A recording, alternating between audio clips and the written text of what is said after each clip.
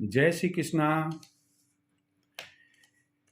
प्रत्येक ग्रह एक निश्चित समय अवधि के बाद अपनी राशि परिवर्तित करता है। कहने का मतलब है कि वह किसी दूसरी राशि में प्रवेश करता है। आज हम राहु और केतु का राशि परिवर्तन, यह आने वाले समय में कब हो रहा है और इसका विभिन्न राशियों वाले जातकों पर क्या अच्छा बुरा प्रभाव रहेगा, इसकी जानकारी आपसे शेयर कर रहे हैं।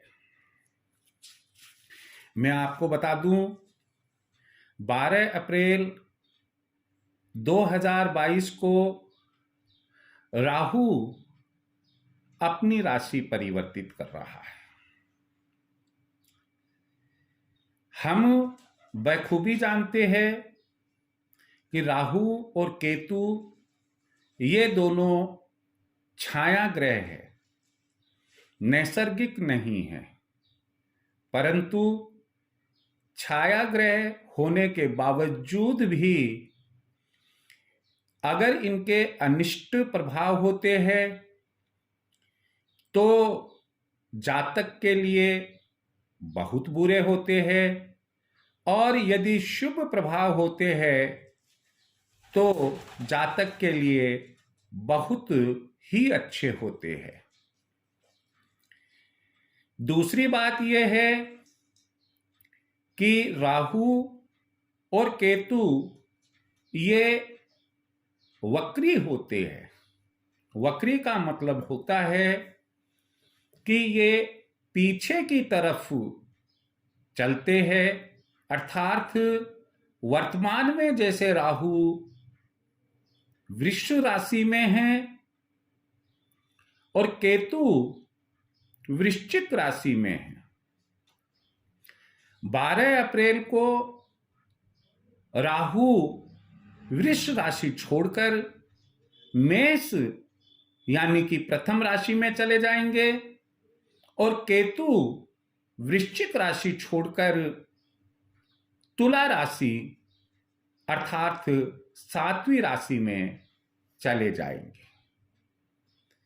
हम बहुत अच्छे से जानते हैं कि यदि लग्न कुंडली है तो पहला घर लग्न का किसी न किसी राशि से जुड़ा होता है, और चंद्र कुंडली है तो चंद्रमा का किसी न किसी राशि से पहला घर जुड़ा होता है।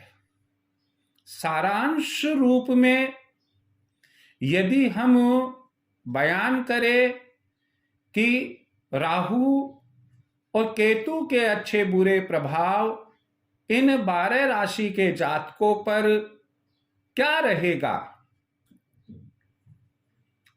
तो ऐसी स्थिति में मैं अपने प्रिडिक्शंस आपको बतलाऊं, अपना एनालिसिस आपको बतलाऊं, उसके पहले मैं आपको एक बात स्पष्ट कर देना चाहता हूं कि अपने आप में वैसे कोई ग्रह बुरा नहीं होता है। हर जातक पर वह अपना प्रभाव दिखाता है और जातक उसके प्रभाव से या तो गलतियां करता है, और यदि वह उसके प्रभाव में नहीं आता है तो उसे वे प्रभावित नेगेटिव रूप में नहीं करते। एक जातक कब प्रभाव में नहीं आता है, जब वह सद्कर्म करता है, जब आचार विचार व्यवहार से वह किसी का अहित नहीं करता है, वह अपने बड़े बुजुर्गों का आदर सम्मान करता है, घर में महिलाओं का आदर सत्कार करता है, माता पिता गुरु को चरण वंदन करता है। ऐसी स्थिति में मुझे नहीं लगता है कि कोई भी ग्रह आपके लिए कभी बुरा होगा।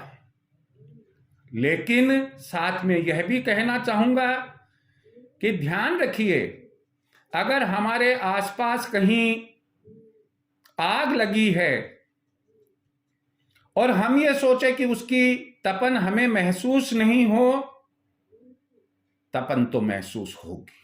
कहने का मतलब है कि बुरा ग्रह अपना कोई प्रभाव डाल रहा है, जहां बहुत नुकसान होना चाहिए थोड़ा सा नुकसान होकर रह जाता है, जहां बहुत बड़ी बीमारी होनी चाहिए, लाइलाज बीमारी होनी चाहिए, थोड़ी सी बीमारी होकर वो ठीक हो जाती है,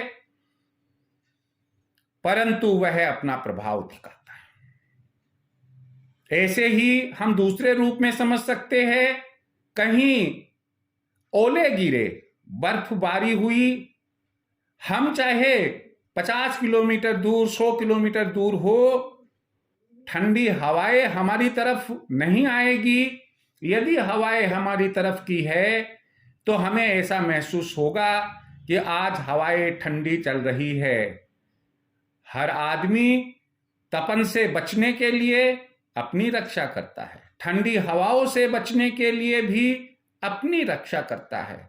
हमें अपनी रक्षा करनी है तो मैंने आपको एक संकेत दिया है, और वह यह संकेत है कि जातक को अपने धर्म का, अपने कर्तव्य का पूरा पूरा पालन करना चाहिए।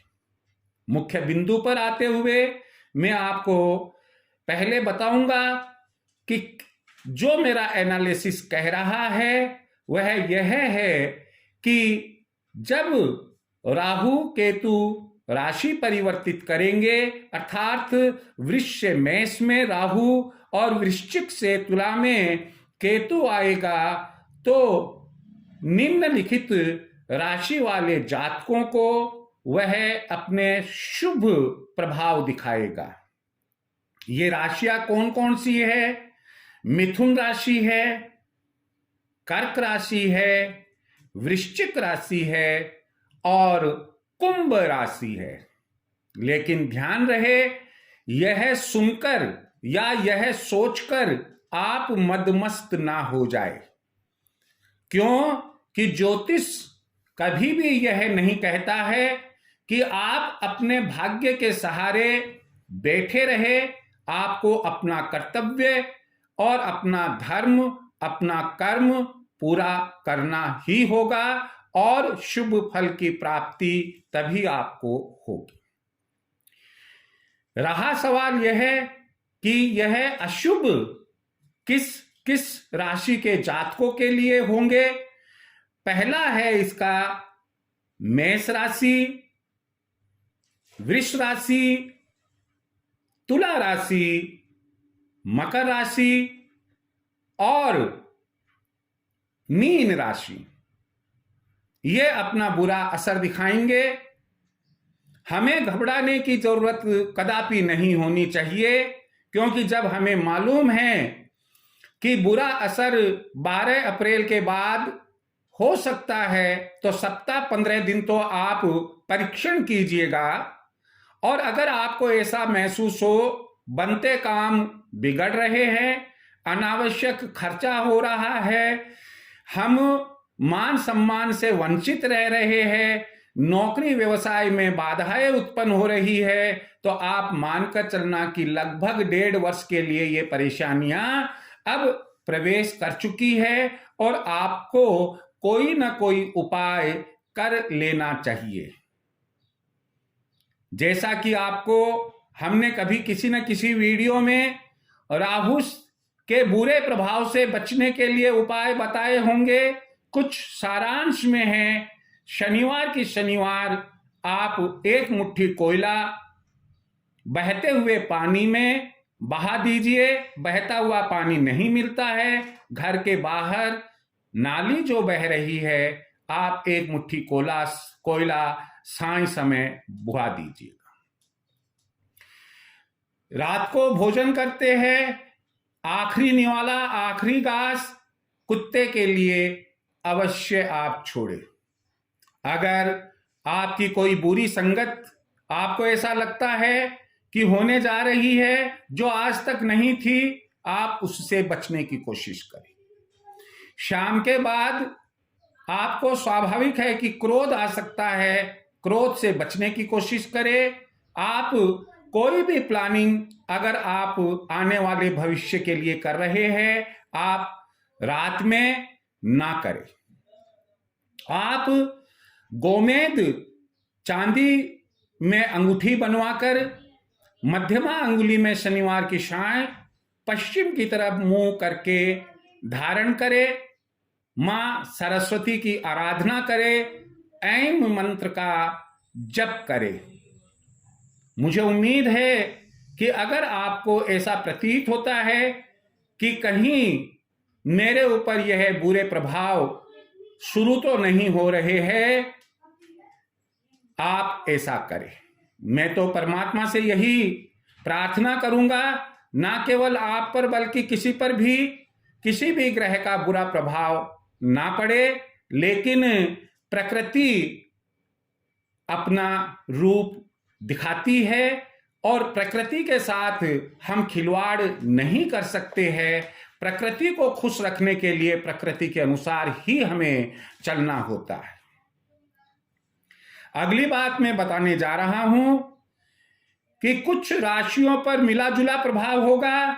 मिला जुला का मतलब यह होता है कि कहीं पर लाभ हानि हो रही है तो कहीं पर हानि हो रही है तो कहीं पर लाभ भी होगा। किसी एक पक्ष से आपको परेशानी हो रही है, जैसे मान लो कि आपको संतान पक्ष से परेशानी हो रही है, तो ऐसी परिस्थिति में हो सकता है कि दूसरा व्यवसाय का पक्ष मजबूत हो या और इसी प्रकार से कोई बात हो सकती है। जब इस प्रकार की कोई बातें होती है जिसे हम कहते हैं कि हानि को लाभ ने हानि को सेट ऑफ कर दिया है, इक्वल कर दिया है, नो प्रॉफिट नो लॉस की स्थिति में लाकर ब्रेक इवन पॉइंट पर लाकर छोड़ दिया है, तो उसे हम ये कहते हैं कि वह मिला जुला प्रभाव है। ये राशियां कौन सी है? एक सिंह राशि, दूसरी कन्या राशि और तीसरी है इसमें धनु राशि। तो इन तीनों राशियों के ऊपर राहु केतु अपना मिला जुला प्रभाव दिखाएंगे। फिर भी मैं आपको यही कहना चाहूंगा कि जिन राशियों के लिए अशुभ फल हमने बताए हैं, वो लगभग 1.5 साल तक के लिए ना केवल अपने व्यापार और रोजगार पर, अपनी संतान शिक्षा के ऊपर, अपनी पत्नी अपने पति के साथ जो दाम्पत्य जीवन आप बिता रहे हैं, उन पर आप पूरी सावधानी रखें और यह मानकर चले कि यह कुछ बुरी घड़ी आई है। जब अच्छी घड़ी नहीं रही है तो ये बुरी घड़ी भी नहीं रहेगी और जल्दी ही हम इससे निजात पा जाएंगे। परमपिता परमेश्वर हर जातक को हर मुश्किल से, हर मुसीबत से महफूज रखे, सुरक्षित रखे। मैं यही प्रार्थना करता हूं। जय श्री कृष्ण।